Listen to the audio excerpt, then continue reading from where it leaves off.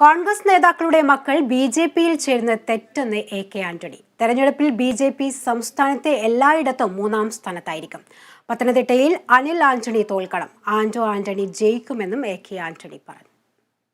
എന്നെ സംബന്ധിച്ചിടത്തോളം ഞാൻ പൊതുരംഗത്ത് വന്ന കാലം മുതൽ, കെ.എസ്.യുവിൽ ചേർന്ന കാലം മുതൽ കുടുംബം വേറെ രാഷ്ട്രീയം വേറെ എന്ന നിലപാടെടുത്താണ്. ഇന്നല്ല, കേരളത്തിലെ ബി.ജെ.പിയുടെ സുവർണകാലം കഴിഞ്ഞു. എനിക്ക് പാട്ടിൽ തോക്കണം, അവിടെ കോൺഗ്രസ് ജയിക്കണം, ആന്റണി ജയിക്കണം. അതാണ് എ.കെ. ആന്റണി കോൺഗ്രസ് ആണ് പറയുന്നത്. എന്റെ മതം കോൺഗ്രസ് ആണ്.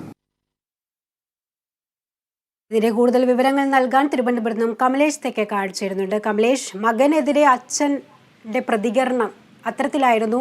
മകൻ തോൽക്കണം എന്നുള്ള തരത്തിലുള്ള ബി.ജെ.പിക്കെതിരെ വലിയ രീതിയിലുള്ള വിമർശനമാണ് എ.കെ. ആന്റണിയുടെ ഭാഗത്ത് നിന്നുണ്ടായത്. എങ്ങനെയൊക്കെയായിരുന്നു പ്രതികരണങ്ങൾ? ശ്രുതി, കേരള രാഷ്ട്രീയത്തെ സംബന്ധിച്ച് ഏറ്റവും സവിശേഷമായ ഒരു വാർത്താ സമ്മേളനമാണ് ഇന്ന് നടന്ന എ.കെ. ആന്റണിയുടെ വാർത്താ സമ്മേളനം എന്നത് വളരെ പ്രധാനപ്പെട്ട ഒരു കാര്യമാണ്. ഈ ഡൽഹിയിൽ നിന്ന് അദ്ദേഹം വന്നതിന് ശേഷം ഇപ്പോൾ 2 വർഷത്തോളമായി അദ്ദേഹം മാധ്യമങ്ങളുമായി ഇത്തരത്തിൽ സംവദിച്ചിട്ടില്ല. അദ്ദേഹം ഈ 2 വർഷത്തിനിടെ ഉണ്ടായിട്ടുള്ള ആദ്യത്തെ വാർത്താ സമ്മേളനമാണ് എ.കെ. ആന്റണിയുടേത്. ചില ശാരീരികമായ ബുദ്ധിമുട്ടുകളടക്കം അദ്ദേഹത്തിനുണ്ട്. അതുകൊണ്ടുകൂടിയാണ് അദ്ദേഹം സജീവമായി ഇല്ലാത്തത്. പക്ഷേ ഈ തെരഞ്ഞെടുപ്പിൽ തന്റെ കടമ നിറവേറ്റണം എന്ന ഉത്തമ ബോധ്യത്തിന്റെ അടിസ്ഥാനത്തിലാണ് ഇത്തരം ഒരു വാർത്താ സമ്മേളനം വിളിച്ചു ചേർത്തത് എന്ന് പറഞ്ഞുകൊണ്ടാണ് അദ്ദേഹം വാർത്താ സമ്മേളനം ആരംഭിച്ചത്. വളരെ സവിശേഷമായ ഒരു തെരഞ്ഞെടുപ്പാണ് ഇപ്പോൾ നടക്കുന്നത്. ഇക്കുറി ബി.ജെ.പി ഭരണത്തെ അല്ലെങ്കിൽ നരേന്ദ്രമോദി ഭരണത്തെ കേന്ദ്രത്തിൽ നിന്നും തൂത്തെറിയേണ്ടത് ഓരോരുത്തരുടെയും കടമയാണ് എന്നുള്ളതാണ്. അങ്ങനെയല്ല സംഭവിക്കുന്നതെങ്കിൽ രാജ്യത്തിന്റെ ഭരണഘടന തന്നെ ഇല്ലാതായി പോകുന്ന ഒരു സാഹചര്യത്തിലേക്ക് കാര്യങ്ങൾ വരും. രാജ്യത്തിന്റെ ഭരണഘടന വലിയ വെല്ലുവിളി നേരിടുന്ന ഒരു ഘട്ടമാണ് ഇപ്പോൾ കടന്നു പോകുന്നത്. അതുകൊണ്ട് തന്നെ ഇത് ജീവൻ മരണ പോരാട്ടമാണ്. ഓരോരുത്തരും ഈ രാജ്യത്തെ അങ്ങേയറ്റം ഇല്ലാതാക്കിക്കൊണ്ടിരിക്കുന്ന, ഭരണഘടനയെ ആകെ നശിപ്പിക്കാൻ ശ്രമിച്ചുകൊണ്ടിരിക്കുന്ന ബി.ജെ.പി ഭരണത്തെ താഴെ ഇറക്കുന്നതിന് വേണ്ടിയിട്ടുള്ള പ്രവർത്തനങ്ങളാണ് നടത്തേണ്ടത് എന്ന് പറഞ്ഞുകൊണ്ടാണ്, ഭരണഘടന കൂടി ഉയർത്തിക്കാട്ടിക്കൊണ്ടാണ് അദ്ദേഹം വാർത്താ സമ്മേളനം നടത്തിയിട്ടുള്ളത്. കേന്ദ്രത്തിനെതിരെ, അതായത് ഈ RSSന്റെ പിൻസീറ്റ് ഭരണം അവസാനിപ്പിക്കണം എന്നതാണ് അദ്ദേഹം പറഞ്ഞ പ്രധാനപ്പെട്ട ഒരു കാര്യം.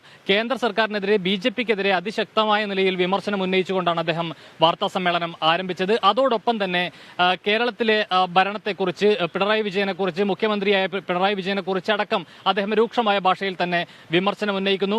കേരളത്തിന്റെ സ്വന്തം നാട്, ദൈവത്തിന്റെ സ്വന്തം നാട് എന്നതാണ് കേരളത്തെക്കുറിച്ച് നമ്മൾ പറയുന്നത്. ആ നിലയിൽ സവിശേഷമായ പ്രാധാന്യമുള്ള ഒരു ഇടമാണ് കേരളം. പക്ഷേ ആ കേരളത്തെ പിണറായി വിജയന്റെ ഭരണം, തുടർഭരണം അടക്കം കൂടി കിട്ടിയതോടുകൂടി ആ കേരളത്തെ നശിപ്പിച്ചിരിക്കുന്നു എന്നതാണ് അദ്ദേഹം മുഖ്യമന്ത്രിക്കെതിരെ ഉയർത്തിയ പ്രധാനപ്പെട്ട ഒരു വിമർശനം. കേരളത്തിന്റെ സകല മേഖലകളെയും തകർത്തു കഴിഞ്ഞു. കാർഷിക മേഖലയെ തകർത്തു. മലയോര മേഖലയിലെ ജനങ്ങൾക്ക് അവിടെ ജീവിക്കാൻ കഴിയാത്ത സാഹചര്യം, വീടടക്കം ഉപേക്ഷിച്ചുകൊണ്ട് ആയിരക്കണക്കിന് ആളുകൾ മലയോരം വിടുന്ന ഒരു കാഴ്ച, മറ്റിടങ്ങളിലേക്ക് മാറി താമസിക്കുന്ന ഒരു കാഴ്ചയാണ്. അതുകൊണ്ട് ഇതെല്ലാം ജനങ്ങൾ കാണുന്നുണ്ട്. കേന്ദ്രത്തിൽ ബി.ജെ.പി സർക്കാരിനെ തൂത്തെറിയുന്നതോടൊപ്പം തന്നെ കേരളത്തിൽ മുഖ്യമന്ത്രി പിണറായി വിജയന്റെ ഭരണത്തിനെതിരായ ഒരു വികാരവും ഉയർത്തേണ്ടതുണ്ട് എന്നതുകൂടിയാണ് അദ്ദേഹം വളരെ സവിശേഷമായി പറഞ്ഞത്. മറ്റൊരു പ്രധാനപ്പെട്ട ചോദ്യം മാധ്യമപ്രവർത്തകരിൽ നിന്നും ഉയർന്നത്, രാജ്യം ഇത്തരത്തിൽ വലിയ ഒരു വെല്ലുവിളി നേരിടുന്ന കാലത്ത് ബി.ജെ.പിയെ ഒറ്റക്കെട്ടായി എതിരിടേണ്ട ഒരു സമയത്ത് കോൺഗ്രസിൽ നിന്നടക്കം പ്രധാനപ്പെട്ട നേതാക്കന്മാർ ബി.ജെ.പിയിലേക്ക് പോകുന്ന സാഹചര്യം, പ്രധാനപ്പെട്ട നേതാക്കളുടെ മക്കൾ ബി.ജെ.പിയിലേക്ക് പോകുന്ന സാഹചര്യമുണ്ട്. ഇതിനെ എങ്ങനെ വിലയിരുത്തുന്നു? ഇത് ശരിയായ ഒരു രീതിയാണോ എന്ന് ചോദിച്ചപ്പോൾ അത് ശരിയല്ല, നേതാക്കളുടെ മക്കൾ ബി.ജെ.പിയിലേക്ക് പോകുന്നത് തെറ്റാണ് എന്ന് പറഞ്ഞുകൊണ്ടാണ് അദ്ദേഹം അതിന് മറുപടി നൽകിയത്. അതോടൊപ്പം തന്നെ ആന്റണിക്ക് വേണ്ടി പത്തനംതിട്ടയിൽ പ്രചരണത്തിന് പോകുമെന്ന് ചോദിച്ചപ്പോൾ ഞാൻ അത്തരത്തിൽ ദൂരത്ത് അങ്ങനെയുള്ള പരിപാടികളിൽ പൊതുവെ പങ്കെടുക്കാറില്ല. ഈ 2 വർഷത്തിനിടെ 2-3 പരിപാടികളിൽ മാത്രമാണ് അത്തരത്തിൽ താൻ പങ്കെടുത്തിട്ടുള്ളത്. താൻ പോയില്ലെങ്കിൽ പോലും വലിയ ഭൂരിപക്ഷത്തിൽ ആന്റണി അവിടെ ജയിക്കും എന്ന് പറഞ്ഞു. അതോടൊപ്പം തന്നെ തന്റെ മകൻ തോൽക്കണം എന്നുകൂടി അദ്ദേഹം ആവർത്തിച്ച് എടുത്തു പറയുന്ന ഒരു സാഹചര്യം. അനിൽ ആന്റണി അവിടെ തോൽക്കണം എന്ന് തന്നെയാണ് അദ്ദേഹം പറഞ്ഞിട്ടുള്ളത്. ആന്റണി സ്വാഭാവികമായും വളരെ വലിയ ഭൂരിപക്ഷത്തിൽ വിജയിക്കും എന്നുകൂടി അദ്ദേഹം കൂട്ടിച്ചേർക്കുന്നു. ഏതായാലും കേരളത്തിന്റെ രാഷ്ട്രീയ നവമണ്ഡലത്തിൽ ഏറ്റവും സവിശേഷമായ ഒരു വാർത്താ സമ്മേളനമാണ് ഇന്ന് എ.കെ. ആന്റണിയുടെ വാർത്താ സമ്മേളനം നടന്നിട്ടുള്ളത്. കഴിഞ്ഞ 2 വർഷത്തിനിടെ ആദ്യമായാണ് അദ്ദേഹം ഇത്തരത്തിൽ വലിയ നിലയിൽ മാധ്യമപ്രവർത്തകരെ അഭിസംബോധന ചെയ്തുകൊണ്ട്, അല്ലെങ്കിൽ അവരുമായി സംവദിച്ചുകൊണ്ട് ഒരു വാർത്താ സമ്മേളനം വിളിച്ചു ചേർത്തിട്ടുള്ളത്. ശ്രുതി. കമലേഷ്, അതുപോലെ തന്നെ ഈ കേരള സ്റ്റോറി വിവാദത്തെക്കുറിച്ചും അദ്ദേഹം ഒരു പ്രതികരണം നടത്തിയിട്ടുണ്ട്. ഈ സഭകൾ സിനിമ പ്രദർശിപ്പിക്കുന്നത് നിർഭാഗ്യകരമാണെന്നുള്ള ഒരു പ്രതികരണമൊക്കെ വന്നിട്ടുണ്ടായിരുന്നില്ലേ?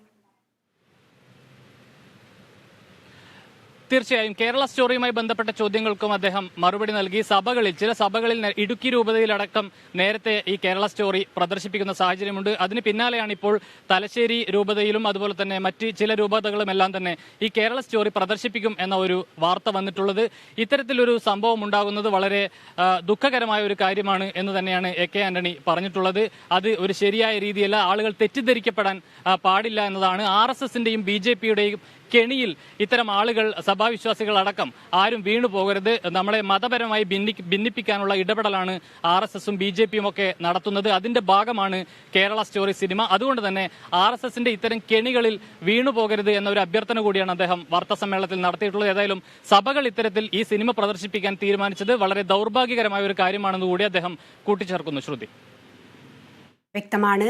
മുഖ്യമന്ത്രിക്കെതിരെയും BJPക്കെതിരെയും ശക്തമായ വിമർശനം തന്നെയാണ് AK ആന്റണിയുടെ ഭാഗത്തു നിന്നും ഉണ്ടായിരിക്കുന്നത്. തെരഞ്ഞെടുപ്പിൽ BJP സംസ്ഥാനത്തെ എല്ലായിടത്തും 3-ാം സ്ഥാനത്തായിരിക്കുമെന്നും അദ്ദേഹം പറഞ്ഞു വെക്കുന്നു. അനിൽ ആന്റണി തോൽക്കണമെന്നും അദ്ദേഹം പറയുന്നുണ്ട്. വിവരങ്ങളാണ് കമലേഷ് തെക്കേക്കാട് നൽകിയത്.